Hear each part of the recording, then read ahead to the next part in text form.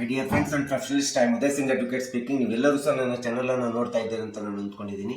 Share ಮಾಡಿ, like ಮಾಡಿ, comment ಮಾಡಿ, ಮತ್ತು ನನ್ನ ಚಾನಲ್ಗೆ ಇನ್ನೂ ಯಾರ್ಯಾರು ಸಬ್ಸ್ಕ್ರೈಬ್ ಆಗಿಲ್ಲ ದಯವಿಟ್ಟು ಸಬ್ಸ್ಕ್ರೈಬ್ ಆಗಬೇಕಂತೇಳಿ ಕೇಳ್ಕೊಳ್ತಾ, ಇವತ್ತು ನಾನು ಇನ್ನೊಂದು ವಿಷಯವಂತ ಇಟ್ಕೊಂಡು ನಿಮ್ಮ ಮುಂದೆ ಬಂದಿದ್ದೀನಿ. ಇವತ್ತು ನಾನು ಆಯ್ಕೆ ಮಾಡ್ಕೊಂಡಿರ್ತಕ್ಕಂಥ ವಿಷಯ ಅಂತಂದ್ರೆ, ಈಗ ಕರ್ನಾಟಕ ಸರ್ಕಾರ ಯಾವುದೇ ಪ್ರಾಪರ್ಟೀಸ್ ಅನ್ನ ನೋಂದಣಿ ಮಾಡ್ಕೊಳ್ಳಿಕ್ಕೆ 2 ಖಾತೆಗಳನ್ನು ಮಾಡಿದೆ. ಅದು ಎ ಖಾತೆ ಮತ್ತು ಬಿ ಖಾತೆ ಅಂತೇಳಿ ಮಾಡಿದೆ.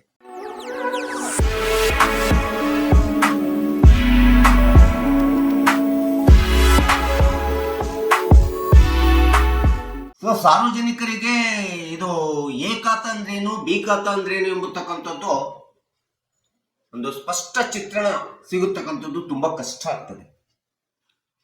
ಅದು ಭೂಮಿ ಮತ್ತು ಆಸ್ತಿಯನ್ನು ನೋಂದಣಿ ಮಾಡಿಸಿಕೊಳ್ಳುವುದರಲ್ಲ. ಆದ್ರೆ ಎ ಖಾತೆ ಅಂದ್ರೇನು, ಬಿ ಖಾತೆ ಅಂದ್ರೇನು, ಇದನ್ನು ಯಾಕೆ ಮಾಡಿದೆ ಅಂತಂದ್ರೆ ಸಾರ್ವಜನಿಕರಿಗೆ ಅನುಕೂಲ ಆಗ್ಬೇಕೆಂಬತಕ್ಕಂಥ ಹಿನ್ನೆಲೆಯನ್ನು ಸಹ ಇಟ್ಕೊಂಡು ಸಹ ಮಾಡಿರ್ತಕ್ಕಂಥದ್ದು ನಾವು ನೋಡ್ತಾ ಇದ್ದೀವಿ. ಈ ಎ ಖಾತೆ ಮತ್ತು ಬಿ ಖಾತೆ ಎಂಬತಕ್ಕಂಥ 2 ವಿಧವಾದಂತ ಖಾತೆಗಳ ನೋಂದಣಿಯನ್ನ ನಮ್ಮ ಸೈಟ್ ಇರ್ಬೋದು, ಪ್ಲಾಟ್ಸ್ ಇರ್ಬೋದು, ರೆವಿನ್ಯೂ ಭೂಮಿ ಇರ್ಬೋದು, ಬಿನ್ಶಿಲ್ಕಿ ಲೇಔಟ್ಸ್ ಬಡಾವಣೆಗಳನ್ನು ಮಾಡಿರ್ತಕ್ಕಂಥದ್ದಿರ್ಬೋದು, ಅಥವಾ ಅನಧಿಕೃತ ಬಡಾವಣೆಗಳ ನೋಂದಣಿಗಳನ್ನು ಮಾಡ್ಕೊಳ್ಳಿಕ್ಕೆ ಇರ್ತಕ್ಕಂಥದ್ದಿರ್ಬೋದು. ಈ ರೀತಿ ಬರ್ತಕ್ಕಂಥ ಎಲ್ಲ ಒಂದು ಪ್ರಾಪರ್ಟೀಸ್ ಗಳನ್ನ ನಾವು ನೋಂದಣಿ ಮಾಡ್ಕೋಬೇಕಾದ್ರೆ ಒಂದು ಎ ಖಾತಾ, ಇನ್ನೊಂದು ಎರಡನೇದಂದ್ರೆ ಬಿ ಖಾತಾ. ಈ 2 ಖಾತೆಗಳ ಮೂಲಕ ನಾವು ನೋಂದಣಿಯನ್ನ ಪ್ರಾಪರ್ಟೀಸ್ ಅನ್ನು ಮಾಡ್ಕೋಬಹುದು ಅಂತೇಳಿ ಕರ್ನಾಟಕ ಸರ್ಕಾರ ಈ 2 ಖಾತೆಗಳ ವಿಧಗಳನ್ನ ಹೇಳ್ತಾ ಇದೆ.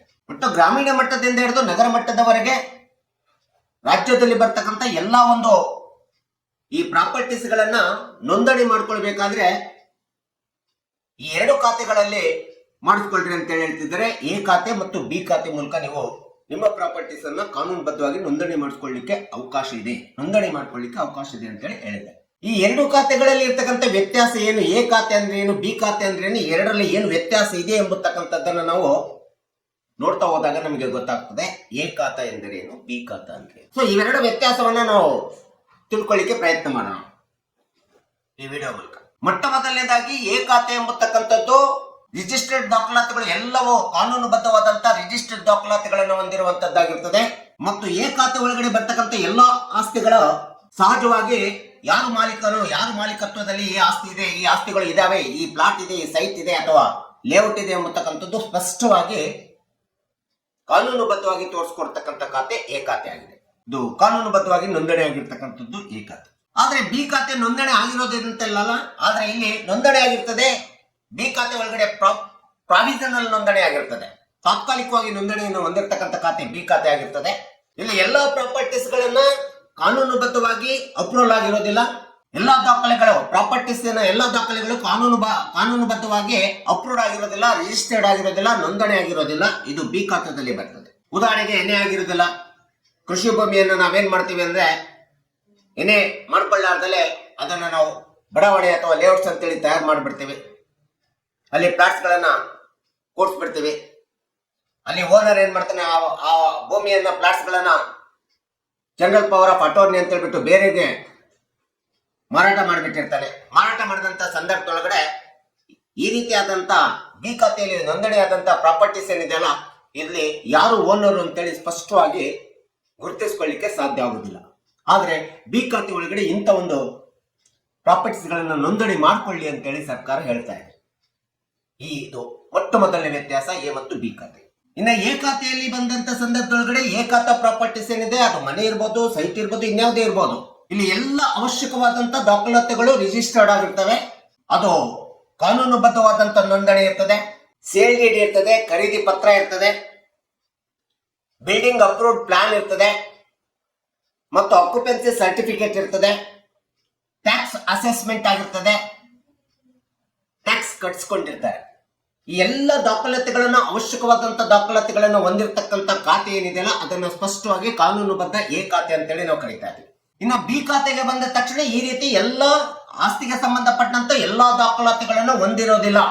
ನೋಂದಣಿಯಾದಂತ ಆಸ್ತಿ ಏನಿದಾವಲ್ಲ, ಇದನ್ನ ನಾವು ಸಹಜವಾಗಿ ಬಿ ಖಾತೆ ಅಂತೇಳಿ ಕರಿತೇವೆ. ಇದು ಈ ರೀತಿಯಾದಂತ ಎರಡನೇ ಒಂದು ವ್ಯತ್ಯಾಸ ಎ ಮತ್ತು ಬಿ ಖಾತೆಯಲ್ಲಿ ನೋಡ್ತೀವಿ. ಇನ್ನು ಎ ಖಾತೆ ಅಂದ ತಕ್ಷಣ ಅದು ನಗರಸಭೆ, ಪುರಸಭೆ, ಪಟ್ಟಣ ಪಂಚಾಯತ್ ಯಾವುದೇ ಬರಲಿ, ಆ ವ್ಯಾಪ್ತಿ ಒಳಗಡೆ ಬರ್ತಕ್ಕಂಥ ಎಲ್ಲಾ ಒಂದು ನಾಗರಿಕ ಸೌಲಭ್ಯಗಳೇನಿರ್ತವೆ, ಆ ಎಲ್ಲಾ ನಾಗರಿಕ ಸೌಲಭ್ಯಗಳು, ಅದು ಲೈಟ್ ಇರ್ಬೋದು, ನೀರಿರ್ಬೋದು, ರಸ್ತೆ ಇರ್ಬೋದು, ಮತ್ತೆ ಒಳಚರಂಡಿಗಳಿರ್ಬೋ ವ್ಯವಸ್ಥೆ ಇರ್ಬೋದು, ಎಲ್ಲ ಸೌಲಭ್ಯಗಳನ್ನ ಎ ಖಾತೆಯಲ್ಲಿ ಬರ್ತಕ್ಕಂಥ ಪ್ರಾಪರ್ಟೀಸ್, ನೋಂದಣಿ ಪ್ರಾಪರ್ಟೀಸ್ ಏನಿದಾವಲ್ಲ ಈ ಎಲ್ಲ ಸೌಲಭ್ಯಗಳನ್ನ ಸರಳವಾಗಿ ಪಡೆದುಕೊಳ್ತವೆ. ಇದು ಎ ಖಾತದ ಒಂದು ಅತಿ ಪ್ರಮುಖವಾದಂತಹ ಮೂರನೇ ಒಂದು ಅಂಶ ಅಂತ ಹೇಳ್ತೀವಿ.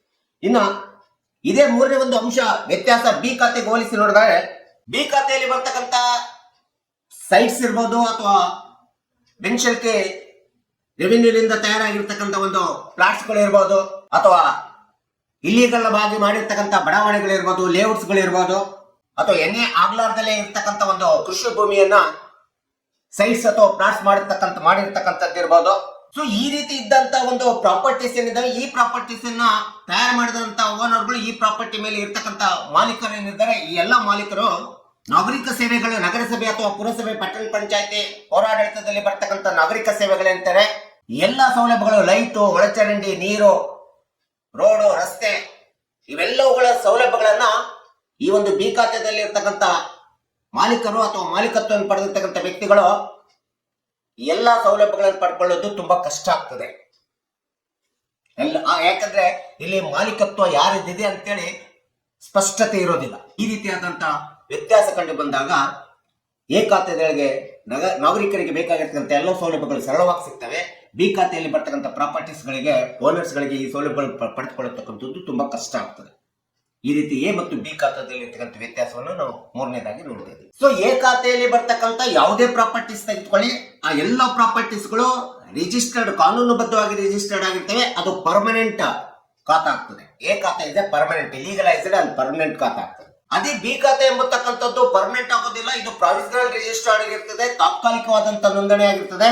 ಈ ರೀತಿಯಾದಂತ ವ್ಯತ್ಯಾಸ, ನಾಲ್ಕನೇ ವ್ಯತ್ಯಾಸ ಎ ಮತ್ತು ಬಿ ಖಾತೆಯಲ್ಲಿ ನಾವು ನೋಡ್ತಾ ಇದ್ದೀವಿ. ಈಗ ಎ ಮತ್ತು ಬಿ ಖಾತದ ಪ್ರಾಪರ್ಟೀಸ್ ಇನ್ನೊಂದು ಅತಿ ಪ್ರಮುಖವಾದಂತ ವ್ಯತ್ಯಾಸ ನಾವು ನೋಡ್ತಾ ಹೋದ್ರೆ, ಎ ಖಾತೆಯಲ್ಲಿ ಬರ್ತಕ್ಕಂಥ ಪ್ರಾಪರ್ಟೀಸ್ ಅಥವಾ ಮನೆ ಇರ್ಬೋದು, ಸೈಟ್ ಇರ್ಬೋದು, ಯಾವುದೇ ಇರ್ಬೋದು, ಇದು ಲೀಗಲೈಸ್ಡ್ ಡಾಕ್ಯುಮೆಂಟ್ಸ್ ಆಗ್ತದೆ. ನೀವೇನಾದ್ರೂ ಟ್ರಾನ್ಸ್ಫರ್ ಪ್ರಾಪರ್ಟಿ ಆಕ್ಟ್ ಸೆಕ್ಷನ್ 52 ಮತ್ತು 53 ಪ್ರಕಾರ ನೀವು ಬೇರೆಯವರಿಗೆ ವರ್ಗಾವಣೆ ಅಥವಾ ಮಾರಾಟ ಮಾಡ್ಲಿಕ್ಕೆ ಹೋದ್ರೆ ಸರಳವಾಗಿ ಮಾರಾಟವಾಗುವಂತ ಆಸ್ತಿಗಳಂತಂದ್ರೆ ಎ ಖಾತಾದಲ್ಲಿ ಬರುವಂತ ಆಸ್ತಿಗಳು. ಆದ್ರೆ ಬಿ ಖಾತಾದಲ್ಲಿ ಇರ್ತಕ್ಕಂಥ ಬರುವಂತ ಆಸ್ತಿಗಳನ್ನ ನೀವೇನಾದ್ರೂ ಬೇರೆಯವರಿಗೆ ಮಾರಾಟ ಮಾಡಕ್ ಹೋದ್ರೆ, ಮಾಲೀಕರಾದಂತವ್ರು ಮಾರಾಟ ಮಾಡ್ಲಿಕ್ಕೆ ಹೋದ್ರೆ ಆ ಒಂದು ಸೇಲ್ಡೀಡ್ ಮಾಡ್ಬೇಕಾಗ್ಲಿ ಅಥವಾ ಅದನ್ನು ರಿಜಿಸ್ಟ್ರೇಷನ್ ಮಾಡಿಸ್ಬೇಕಾಗ್ಲಿ ಅಥವಾ ಮುನ್ಸಿಪಾಲಿಟಿ ಒಳಗಡೆ ಮುಟೇಶನ್ ಅಥವಾ ನೋಂದಣಿ ಮಾಡಿಸ್ಬೇಕಂತ ಸಂದರ್ಭದೊಳಗಡೆ ಇದು ಮಾರಾಟ ಮಾಡ್ತಕ್ಕಂಥದ್ದು ತುಂಬಾ ಕಷ್ಟ ಆಗ್ತದೆ.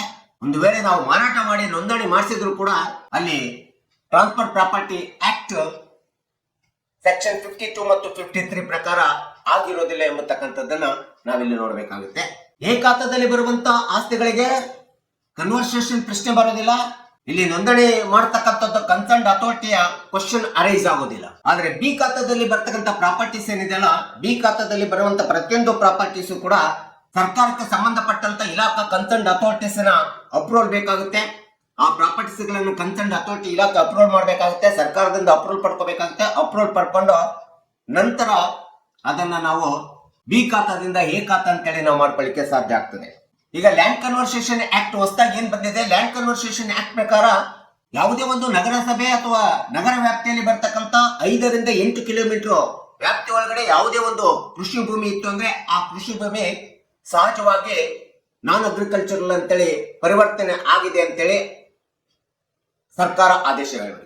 ಎಷ್ಟೋ ಸರ್ವೋಚ್ಚ ನ್ಯಾಯಾಲಯ ಮತ್ತು ಹೈಕೋರ್ಟ್ ನಿರ್ಣಯಗಳನ್ನು ಕೊಟ್ಟಿದ್ದಾರೆ. ಸೊ ಇದನ್ನು ನಾವು ಸಹಜವಾಗಿ ಏನ್ ಹೇಳ್ತೀವಿ ಅಂತಂದ್ರೆ ಅದು ಎ ಖಾತಾ ಅಂತೇಳಿ ನಾವು ಪರಿಗಣಿಸಬೇಕಾಗುತ್ತೆ. ಆದ್ರೆ ನಗರಸಭೆ ವ್ಯಾಪ್ತಿಯನ್ನೇ ಮೀರಿ ಎಲ್ಲೋ ದೂರದಲ್ಲಿದ್ದು 5 ಅಥವಾ 8 ಕಿಲೋಮೀಟರ್ಗಿಂತ ದೂರ ಇತ್ತು ಆ ಕೃಷಿ ಭೂಮಿಯನ್ನು ನಾವೇನಾದ್ರೂ ಲೇಔಟ್ ಅಥವಾ ಸೈಟ್ ಗಳನ್ನು ಮಾಡ್ತೀವಿ ಅಂತಂದ್ರೆ ಅದನ್ನ ಕನ್ವರ್ಷನ್ ಮಾಡಿಸ್ಬೇಕಾಗುತ್ತೆ. ಕನ್ವರ್ಷನ್ ಮಾಡಿಸಿ ನಂತರ ಏನೇ ಮಾಡ್ಬೇಕಾಗುತ್ತೆ. ಈ ರೀತಿ ಕನ್ವರ್ಷನ್ ಮಾಡ್ಲಿಕ್ಕೆ ಒಳಗಾಗುವಂತ 8-10 ಕಿಲೋಮೀಟರ್ಗಿಂತ ದೂರ ಇರ್ತಕ್ಕಂಥ ಭೂಮಿಗಳೆಲ್ಲವೂ ಸಹ ಬಿ ಖಾತಾ ಪ್ರಾಪರ್ಟೀಸ್ ಅಂತೇಳಿ ನಾವು ಪರಿಗಣಿಸಬೇಕಾಗುತ್ತೆ. ಸರ್ಕಾರ ಈ ಒಂದು ಪ್ರಾಪರ್ಟೀಸ್ ಅನ್ನು ನೋಂದಣಿ ಮಾಡ್ಲಿಕ್ಕೆ 2 ವಿಧವಾದಂತ ಖಾತೆಗಳನ್ನು ಮಾಡಿದೆ. ಅದನ್ನು ಎ ಖಾತಾ ಮತ್ತು ಬಿ ಖಾತೆ ಅಂತೇಳಿ ಮಾಡಿದೆ. ಈ 2 ಖಾತೆಗಳನ್ನ ಇವತ್ತು ಸರ್ಕಾರ ಬಹಳ ಒಂದು ಸಾರ್ವಜನಿಕರಿಗೆ ಅನುಕೂಲ ಆಗಲಿ, ಅವರ ಮಾಲೀಕತ್ವ, ಅವರು ಕೊಂಡ್ಕೊಂಡಂತ ಆಸ್ತಿ ಅವರ ಮಾಲೀಕತ್ವದ ವ್ಯವಸ್ಥೆ ಒಳಗಡೆ ಇರಲಿ ಮತ್ತು ಅವರ ಮಾಲೀಕತ್ವದ ಮೇಲೆ ಎಲ್ಲಾ ಸಾರ್ವಜನಿಕ ಸೌಲಭ್ಯಗಳನ್ನು ಅವರು ಪಡ್ಕೊಂಡು ಚೆನ್ನಾಗಿ ಇರಲಿ ಎಂಬತಕ್ಕಂಥ ಹಿನ್ನೆಲೆಯಲ್ಲಿ ನಿಂತ್ಕೊಂಡ್ಬಿಟ್ಟು ಈ ಬಿ ಖಾತೆ ಎಂಬತಕ್ಕಂಥ ಒಂದು ನೋಂದಣಿ ಖಾತೆ ಪ್ರಾಪರ್ಟೀಸ್ ಅನ್ನ ಸರ್ಕಾರ ಇಂಟ್ರೊಡ್ಯೂಸ್ ಮಾಡಿದೆ, ಪರ್ಚೇಸ್ ಇದೆ.